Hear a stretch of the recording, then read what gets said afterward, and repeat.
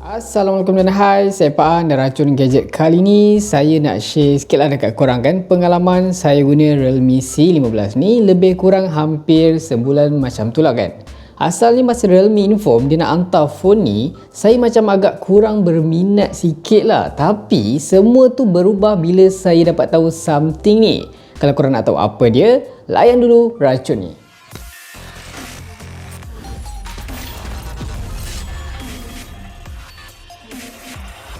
Yes, antara benda yang membuatkan saya rasa okey lah, boleh lah kot try phone ni kan. Of course sebab chip dia tu dikuasakan dengan Snapdragon 460. Macam yang kita tahu, so far Realme 15 ni dia ada dua versi. Ada yang guna chip MediaTek Helio G35 dan ada juga yang guna Snapdragon 460 macam ada dekat tangan saya sekarang ni.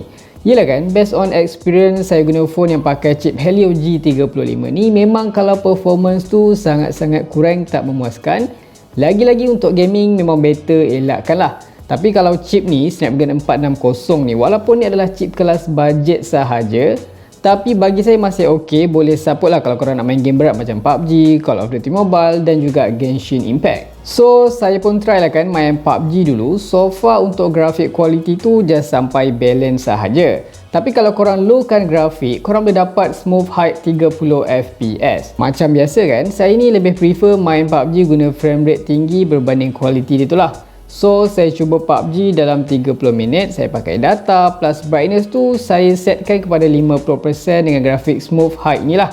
Surprisingly, FPS dia tu memang terasa stabil, range dia tu sekitar 28 ke 30 FPS based on FPS counter yang terbina dekat phone ni. Untuk suhu pun so far tak ada overheat lah, mungkin sebab grafik pun low, so phone ni dia macam tak struggle sangat lah nak render macam-macam. Suhu dia main sekitar 34 ke 35 darjah Celsius. Dari segi bateri pula turun dalam 6% je selama 30 minit saya main ni. Korang bayangkan kalau kita PUBG non-stop guna 6000 mAh ni, korang rasa berapa lama tahan? Mungkin saya yang terseksa kot. Tapi kalau part gyro ni memang agak mengecewakan lah, masih ada delay. Even saya dah naikkan sensitivity sampai 300, masih ada delay sebab phone ni memang tak dibekalkan dengan sensor gyro. Kalau lag pula sometimes tu memang saya ada terasa. Kalau stuck sepanjang 30 minit tu dalam sekali je lah. Overall masih playable untuk PUBG. Tapi kalau Call of Duty Mobile ni lain pula cerita dia geng. So saya cuba main Battle Royale dalam 30 minit macam tu dengan setting yang sama. Saya pakai data, brightness pula saya setkan kepada 50% saja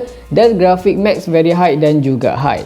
Gameplay dia dekat sini saya terasa macam kurang smooth, dan bila saya check dia punya frame rate tu walaupun max boleh capai 30 fps, tapi overall dia main sekitar 11 macam tu je lah. Memang korang akan ada terasa lag kan, memang tak shock lah, senang cerita. Suhu pula ok je, tak ada overheat lah, dia boleh pergi sampai 36 darjah Celsius. Dari segi bateri pun just nice juga. Selama 30 minit saya main ni, dia punya bateri tu turun sekitar 6% sahaja. Untuk gyro pun masih ada delay juga. Next game saya cuba pula main Genshin Impact. Yes, masih playable, korang boleh je nak main, tapi grafik tu korang kena setkan semua kepada low. Dari segi motion blur apa tu memang korang kena lowkan je semua. Korang akan notice lag dia tu biasanya bila korang tengah lawan enemy satu group ramai. Kalau korang one by one dengan enemy tu memang ok je, tak terasa lag, memang smooth je lah, ok lah. Kalau korang naikkan grafik kepada medium ke atas, memang gameplay korang akan terasa sangat-sangat teruk gila. Kalau untuk Mobile Legend pula, max grafik korang boleh setkan sampai high je dan tak ada option untuk enablekan HFR mode. So far untuk penggunaan harian kan, performance dia memang tak ada isu sangat lah, masih ok kan untuk korang lain soulmate ke, business online ke. Dengan syarat recent app tu kena biasa clearkan lah kalau banyak buka aplikasi sekaligus supaya RAM dia tu dapat bernafas lah kan. Rekaan Realme C15 ni rasanya tak ada apa yang special sangat, masih ada lah DNA C11 dan juga C12.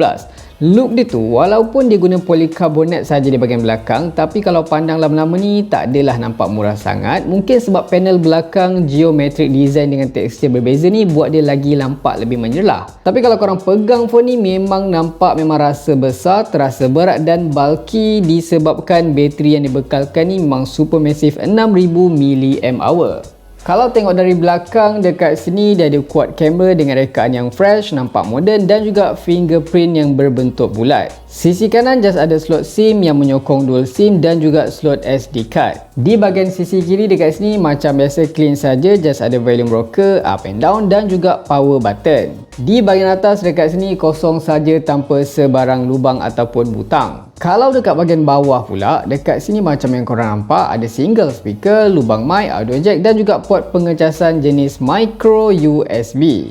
Untuk skrin ini jenis LCD bersaiz 6.52 inci dengan resolusi HD+ saja. Kalau look screen dia ni pula korang akan nampak lama lah sebab masih pakai notch yang dekat atas tu dan masih ada bezel yang tebal di bawah standard macam phone-phone budget yang lain. Untuk perlindungan dah pun dibaluti dengan Corning Gorilla Glass 3. So far, color reproduction yang dihasilkan ni agak tajam dengan sudut pandangan yang agak luas. Keterangan skrin pun cukup terang untuk indoor, tapi kalau untuk outdoor tu macam biasa korang pun tahu LCD punya kualiti macam mana.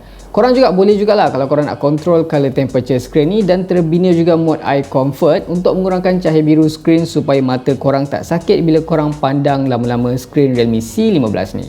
Sistem operasi dah pun menjalankan Android 10 dengan skin Realme UI. Kelebihan dekat sini ada banyak features extra lah, macam korang dah pun boleh record screen dengan sistem sound dan ada juga gaming mode dan banyak lagi feature special dekat phone ni. Walaupun Realme C15 ni dalam kategori phone entry level, phone budget macam tu, tapi diorang ni tak adalah kedekut sangat kan bab kamera ni. Diorang letak sampai 4 kamera dekat Realme C15 ni. Siap ada lens ultra wide untuk tangkap gambar sudut lebar. Kalau korang nak fun lagi, boleh guna juga lens black and white dan juga retro fotografi. Untuk prestasi kamera ni kan, disebabkan main sensor dia tu ada aperture yang besar, untuk gambar daylight tu memang cukup cahaya ni memang kualiti dia agak baik, warna yang dihasilkan agak tajam, cukup rasa lah kalau korang just nak upload dekat social media.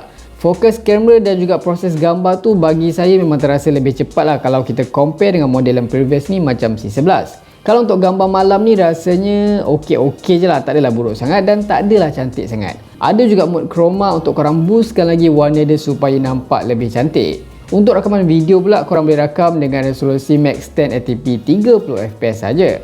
Disebabkan phone ni tak ada sebarang sistem stabilisasi, so video memang korang akan terasa agak bergegar sikit. Terakhir, antara features killer yang ada dekat Realme C15 ni, of course dibekalkan dengan kapasiti bateri yang cukup besar sampai 6000 mAh.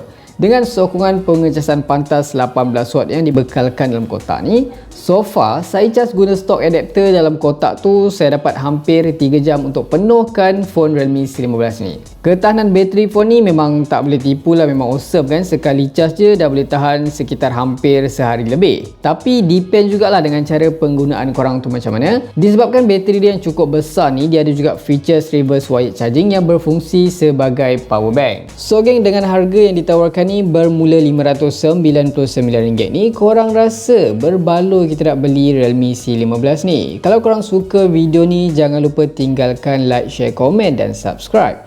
Itu saja racun kali ni, jumpa lagi di racun-racun seterusnya. Assalamualaikum.